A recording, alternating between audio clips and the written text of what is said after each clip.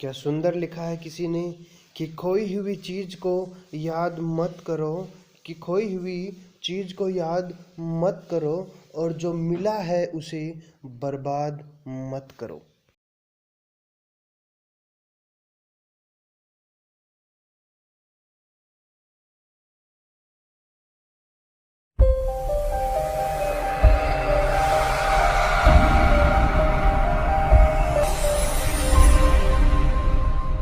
नमस्कार दोस्तों, एक बार फिर मैं आपका अपने चैनल द गुरुजी पे आपका स्वागत करता हूं।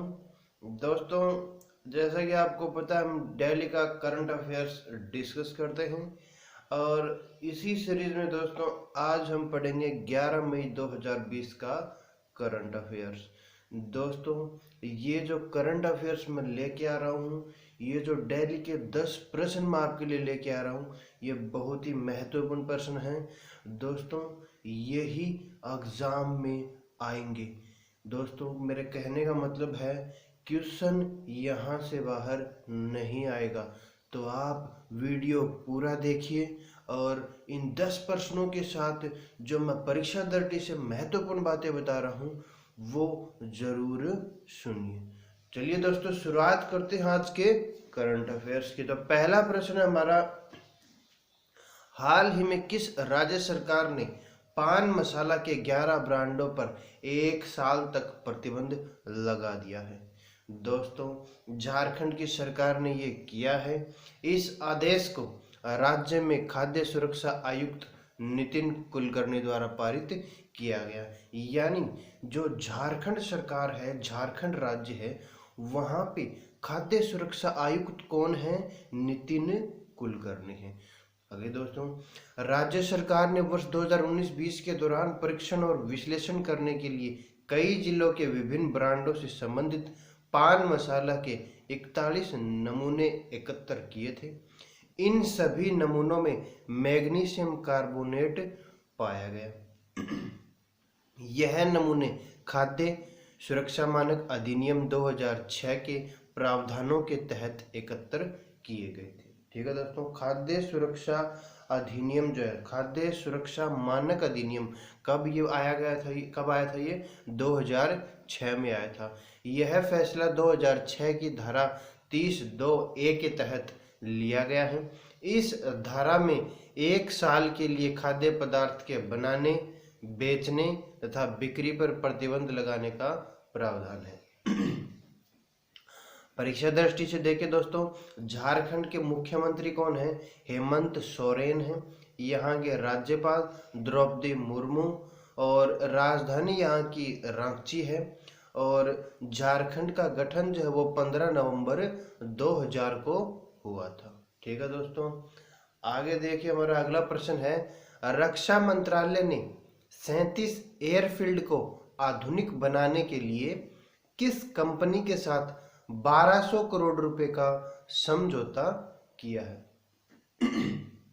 दोस्तों, ये किया है टाटा पावर एसईडी के साथ।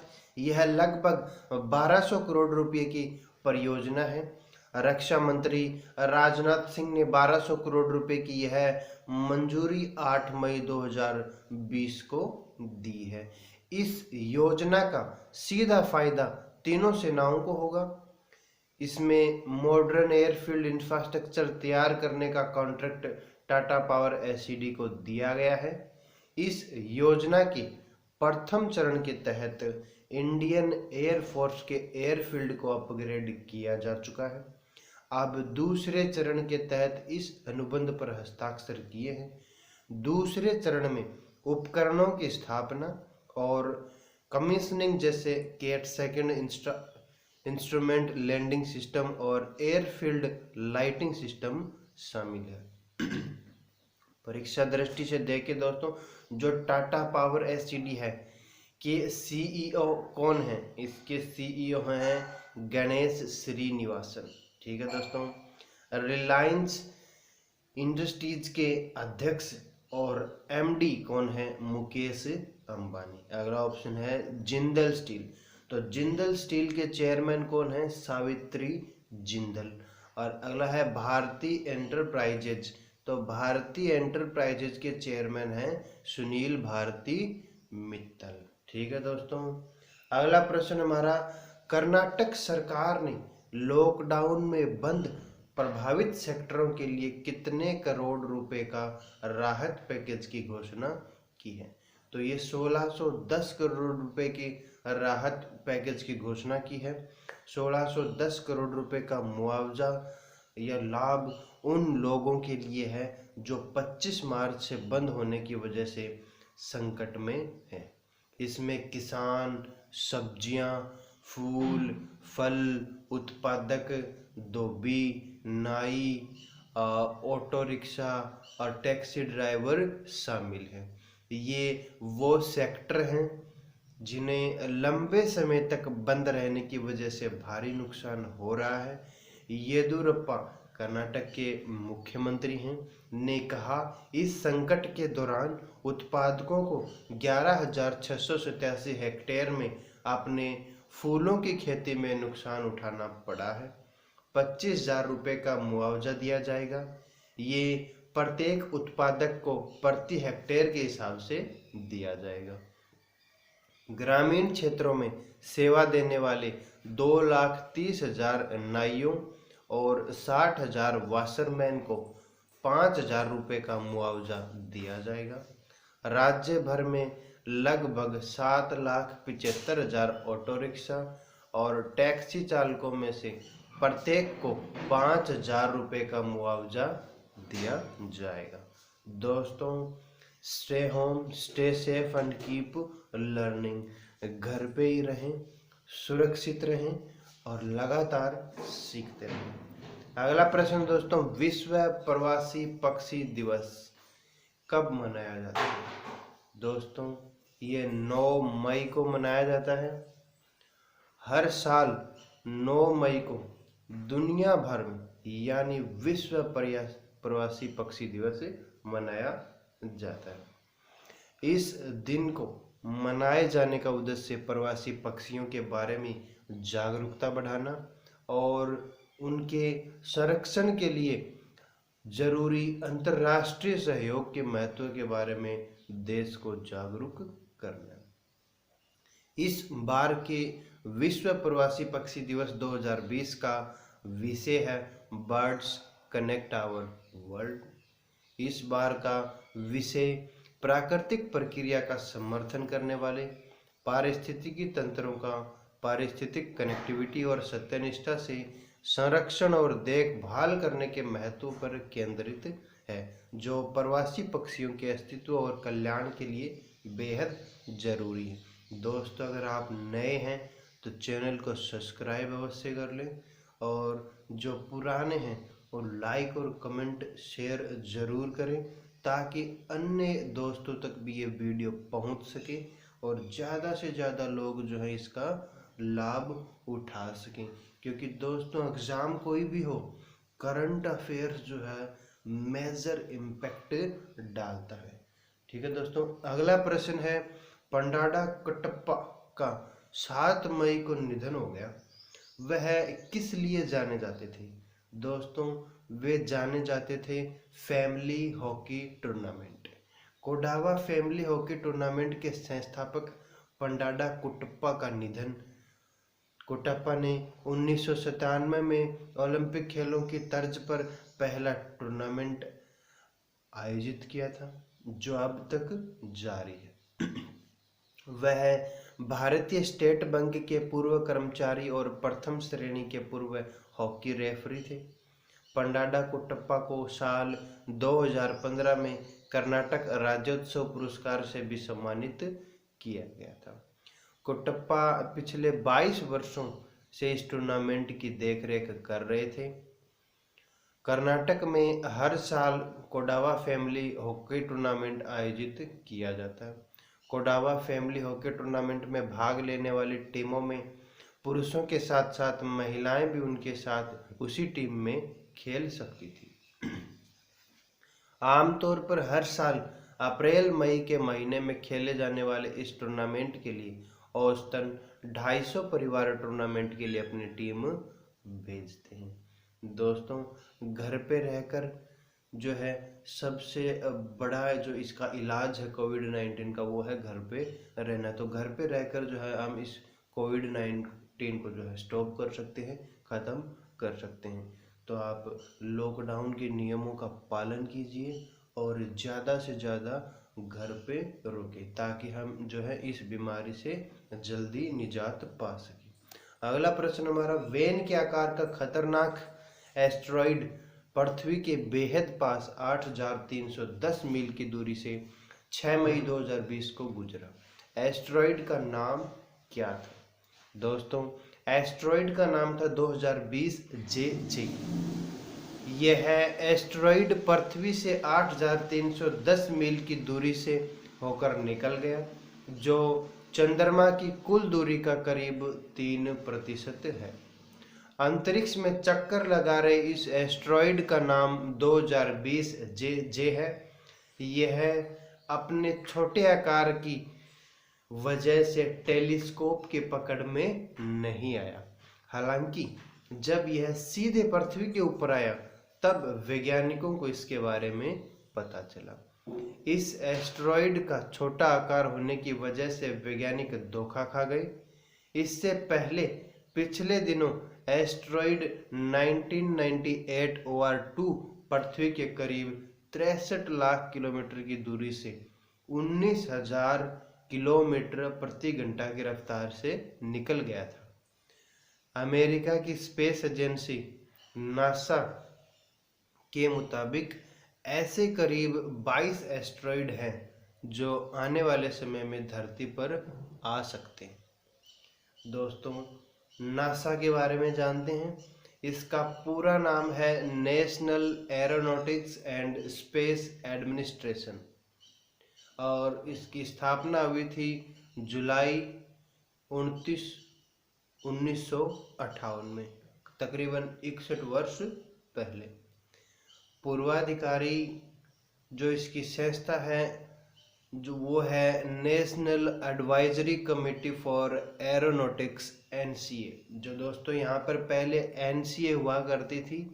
NCA के बाद में जो है 1958 में इसका नाम नासा पड़ा, national aeronautics and space administration. दोस्तों, इसका मुख्यालय है वाशिंगटन DC में और तकरीबन 18,800 प्लस कर्मचारी यहाँ पे काम करते हैं।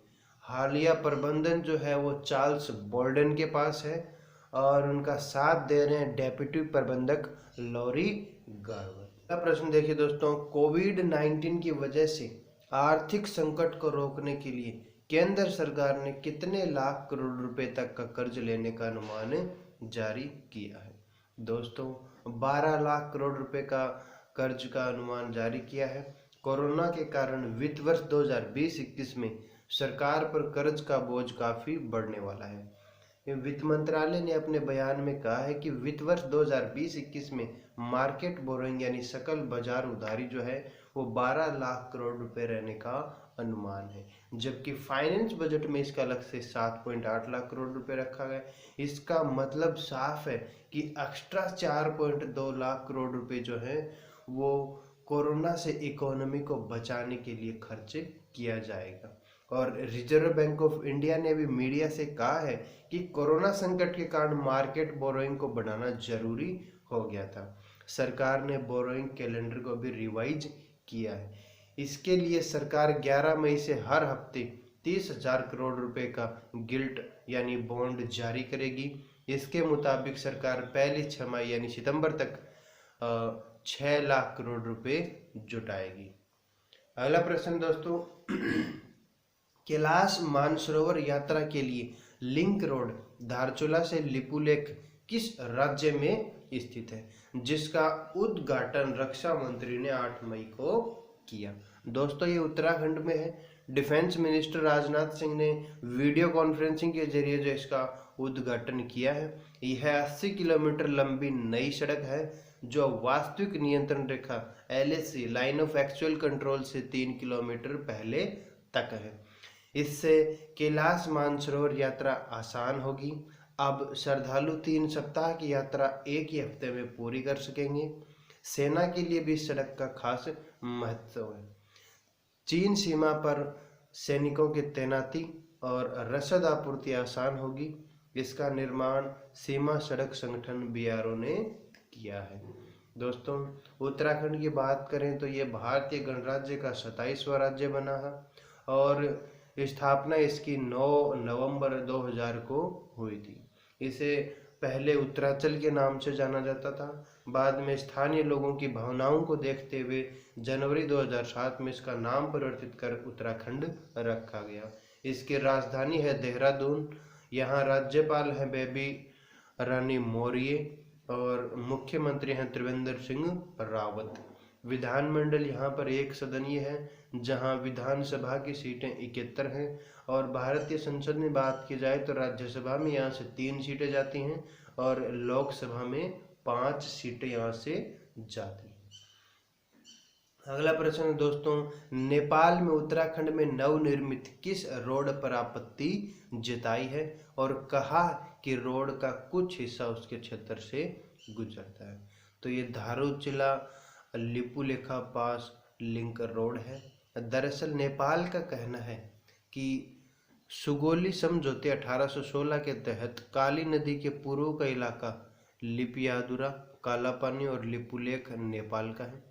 उसका कहना है कि नेपाल सरकार ने कई बार पहले और हाल में भी कूटनीतिक तरीके से भारत सरकार को उसके नए राजनीतिक नक्शा जारी करने पर बताया था। हालांकि नेपाल ने कहा कि वह ऐतिहासिक समझौतों, दस्तावेजों, तथ्यों और नक्शों की बदौलत इसे सुलझाना चाहता है।